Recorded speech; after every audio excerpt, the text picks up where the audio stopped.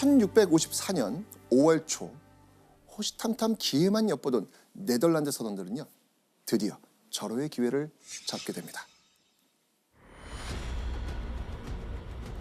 우연히 이 외출 시간에 나갔던 항해사가 바다에 정박한 그 빈 나룻배를 발견하게 됩니다. 이 사실을 알게 된 그 항해사를 포함한 5명의 선원들은요, 뒤도 보지 않고 무작정 그 배로 달려갑니다.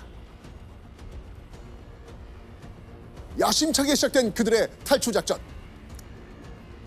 열심히 노를 젓던 그들은요, 곧 충격에 빠지게 됩니다. 왜요? 배 탄 일행이 조선의 배를 조작하는 데 서툴렀던 탓에 그 돛대가 물속으로 쓰러진 거예요.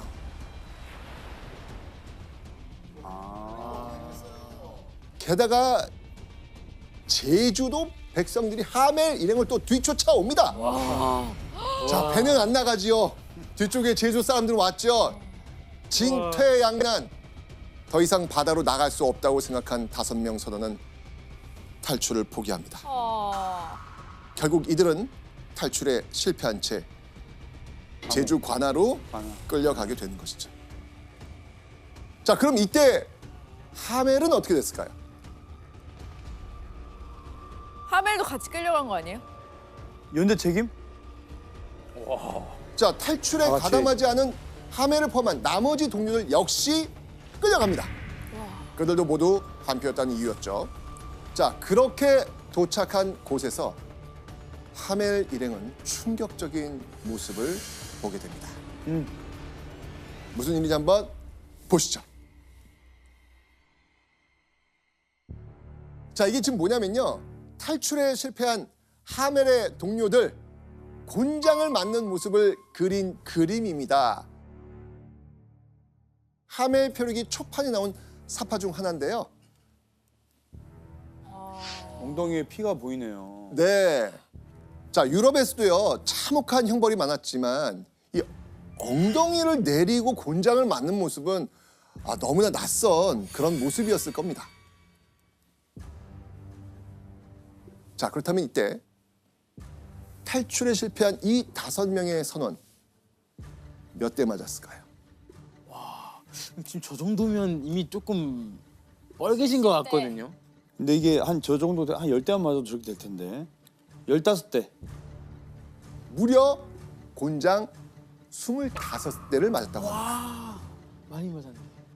야, 그건 위험한데.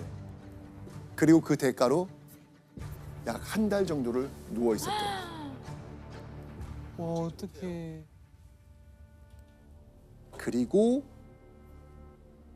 탈출에 참여하지 않은 이들 역시 그동안과는 차원이 다른 아주 삼엄한 감시를 받게 되었고요. 외출 사실상 금지됩니다. 조선을 떠나고 싶은 하멜의 마음은 간절했지만 하멜의 탈출은 이제 완전히 물거품, 불가능해진 그런 모습으로 보여졌겠죠. 네.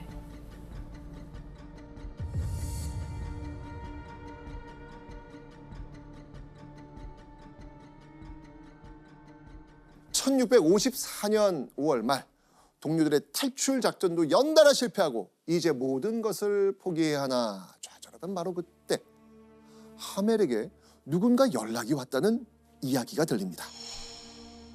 누구였을까요? 네덜란드? 왕이 하멜을 부른 거죠. 그렇죠. 네. 바로 조선 왕의 연락이었습니다. 하멜 일행을 한양으로 호송하라는 내용이었습니다.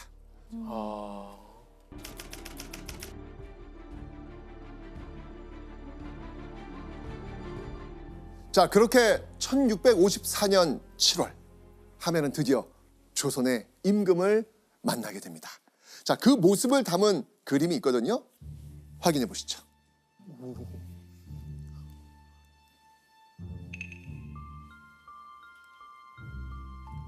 자, 유럽처럼 왕관을 쓴 왕이 앉아 있고요. 그 밑에는 하멜 일행이 무릎을 꿇고 제발 집으로 보내주세요라고 빌고 있습니다. 그리고 저기 있는 사람들이 전부 다 그 하멜 일행이잖아요. 네, 맞습니다.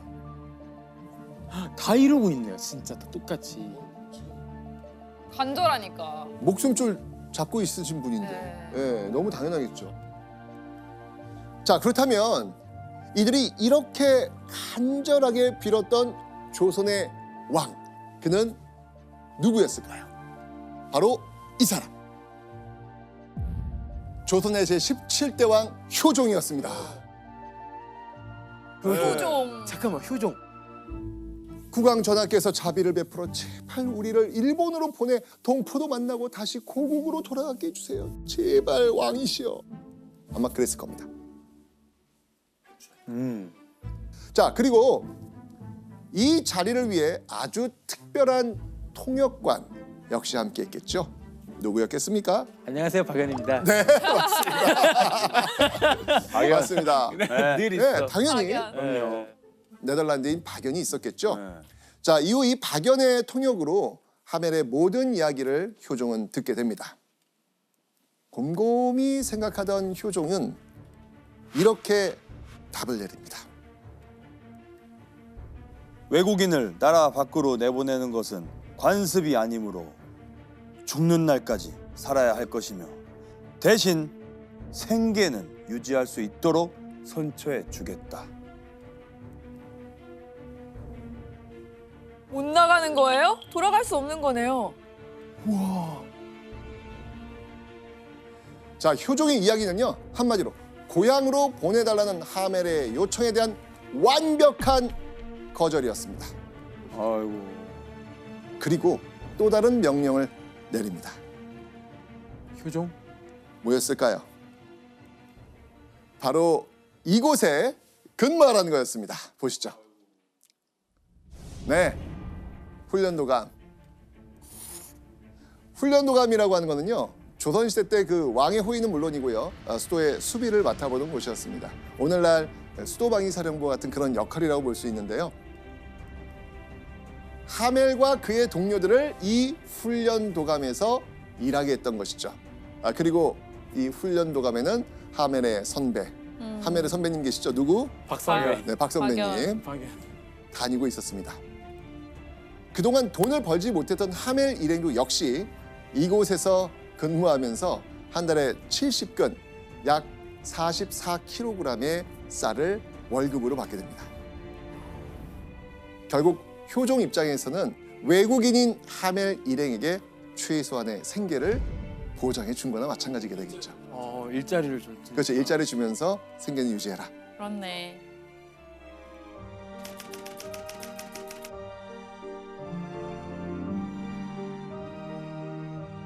아, 1654년 8월 그 사이 어느덧 1년이 흘렀습니다. 이제야 겨우 훈련도감에서의 업무가 익숙해질 무렵이었는데요. 하멜 일행은요, 뜻밖의 명령을 받게 됩니다. 오. 자, 어떤 내용이었는지 확인해 보시죠. 국왕의 명령으로 우리는 커다란 성체로 이송되었다. 자, 효종이 갑자기 하멜 일행을 어떤 성으로 이송했다는 겁니다. 이 성이 어딘지 아세요? 효종과도 관련이 있습니다. 효종의 아버지. 그 도망쳤던 곳 남한산. 맞습니다. 남한산성으로 이송한 거예요? 네. 왜 그랬을까요? 이유가 있어요. 효종이 하멜 일행을 누군가로부터 숨겨야 됐기 때문입니다. 청나라? 네. 청나라. 맞습니다. 효종은 청나라에서 온 사신들이 한양에 체류하는 동안 이 하멜 일행의 존재를 들키지 않기 위해서 그들을 남한산성으로 보내버린 겁니다. 자, 그런데요, 효종이 이런 결정을 내리게 된 건 그럴 만한 이유가 있었습니다. 바로 이것 때문인데요. 자, 여기서 교과서에 꼭 나오는 별점 체크 포인트. 북벌론. 중국 명나라와의 의리를 지키고 병자호란의 치욕을 갚기 위해 북쪽의 청나라와 전쟁을 준비해야 한다는 주장을 이야기합니다. 효종하면 뭐 따라오는 이거 아니겠습니까? 그쵸, 북벌론. 그렇게 하멜 일행이 남한산성에 갇혀 있는 사이 조선에는 겨울이 찾아왔습니다. 자신의 나라에서 겪을 수 없던 강한 추위에 하멜 일행은 벌벌 떨어야만 했습니다. 게다가 그 추위를 해결하기 위해서 몇 킬로미터나 떨어진 산길을 매일 왕복하면서 장작을 구해와야 했겠죠. 네. 하지만 그 누구에게도 하멜 일행을 챙겨줄 여유는 없었습니다. 그렇게 지쳐가던 하멜 일행. 그런데 그때 그들의 머릿속에 번쩍하고 떠오른 생각이 있었습니다. 조선 조정이 눈치 보고 있는 청나라 사신에게 호소하면 자기들의 고향으로 돌아갈 수 있겠다라고 판단한 것이죠. 자, 그리고 그로부터 몇 개월 뒤인 1655년 3월 하멜 일행에게 꿈꾸던 탈출을 시행할 기회가 드디어 찾아옵니다. 청나라 사신이 조선에 또다시 방문한 겁니다. 어떻게 해야 청나라 사신을 만날 수 있을까? 고민하던 하멜 일행 중에서 먼저 행동에 나선 사람이 있습니다.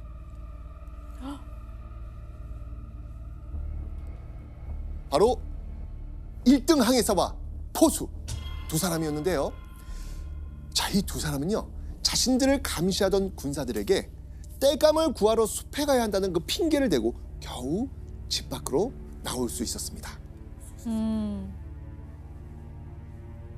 그리고 청나라 사신이 행차하는 길목에 몸을 숨겼죠. 한참을 기다리던 그때 저 멀리 청나라 사신이 보이자마자 항해사와 포수는 무작정 사신 앞으로 달려듭니다. 청나라 사신은요, 어떻게 했어요? 깜짝 우와, 놀랐어. 뭐야 이거? 노란 머리에 파란 눈을 한 사람들이 갑자기 튀어나오니까 얼마나 놀랬겠어요? 깜짝 놀랐죠?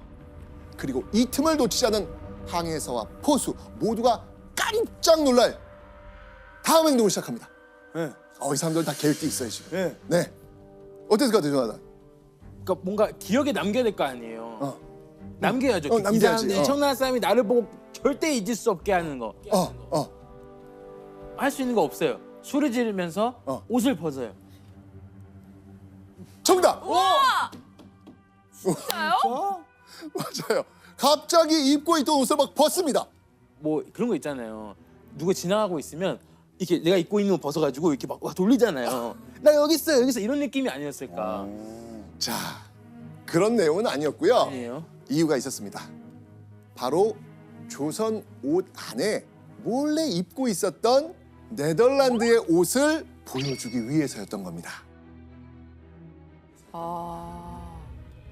그리고 이 모습을 보고 깜짝 놀란 청나라 사신은요, 이거 어떻게 된 일인지 조선 조정에 물어봅니다. 뒤늦게 이 소식을 듣게 된 조선 조정, 어떻게 됐을까요? 야, 이거 어떡하지? 뭐라고 얘기하지? 야, 나머지 저놈들 싹 다 숨기고 잠깐만. 너 뭐라 할 거야? 너 뭐라 할 거야? 뭐라지? 북벌 얘기해, 북벌 얘기해. 북벌 얘기하면 안 되잖아. 제 조선 사람이라고 해야 되나? 북벌 얘기. 제 조선 사람이라고 얘기할까? 어떻게 하지? 얘기하면 큰일 염색했다 난다니까. 할까? 어떻게 하지? 염색시켰다 해. 염색시켰다 해. 바로 했다 그래. 해다 일단. 일단 난 모른다 할게. 알겠지? 네가 해. 네가 북벌 하자 했잖아. 난 모른다 할게. 몰라. 네, 이게 그게 난리 지금 나지 뭐. 예. 하멜 일행의 일로 완전히 뒤집혀집니다. 예. 어떡해. 자, 그런데요. 자, 이 하멜과 다른 동료들한테도요, 이건 청천벽력 같은 소식일 수밖에 없습니다. 자, 그러면서 결국 이게 날라옵니다. 자, 어떤 소식이 날아왔을까요, 이들에게? 바로 항해사와 포수의 탈출을 왜 신고하지 않았느냐라고 하면서 죄 없는 다른 동료들마저 모조리 잡아들인 겁니다.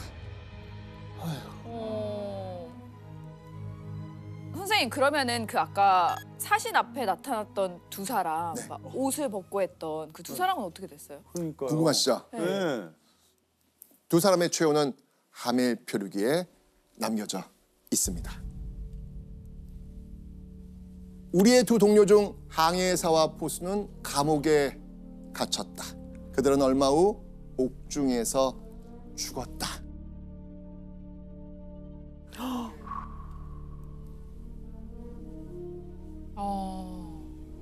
어떤 상황인지 아시겠죠? 네. 자, 그런데요. 하멜과 동료들은요. 이 두 사람의 죽음에 슬퍼할 겨를도 없었습니다. 왜냐하면 남은 하멜 일행 이거 처벌해야 됩니다. 라는 이야기가 계속 나오고 있었던 거예요. 자, 그렇다면 조중에서 어떤 얘기가 나왔는지 하멜 표류기 한번 보시죠. 우리 일로 골머리를 앓고 있던 몇몇 조정 대신들과 그 밖에 다른 고관들이 합사하여 우리를 감쪽같이 없애버리도록 왕에게 강경론을 폈다. 이게 무슨 말일까요? 계속 아니 되옵니다. 이 사람들은 진짜 다 죽여야 됩니다. 맞습니다. 바로 조정 대신들이 효종에게 하멜 일행 살려두면 또 다른 사고를 칠지 모르니까 그 전에 없애버려야 됩니다. 라는 의견을 올린 것이죠. 이 낯선 이방인 때문에 벌어진 이 초유의 사태, 조선 조정에서는 하멜 일행을 죽일 것인가 살릴 것인가 무려 사흘 동안이나 이 문제를 놓고 치열한 회의를 벌입니다. 와. 조선의 왕 효종은 고심 끝에 이런 결정을 내립니다. 하멜 일행 모두 유배 보내라. 죽이지 않는 대신에 눈에 띄지 않는 먼 곳으로 보내라고 한 겁니다. 결국 33명의 하멜 일행은 서양인 최초로 조선에서 유배형을 선고받게 됩니다.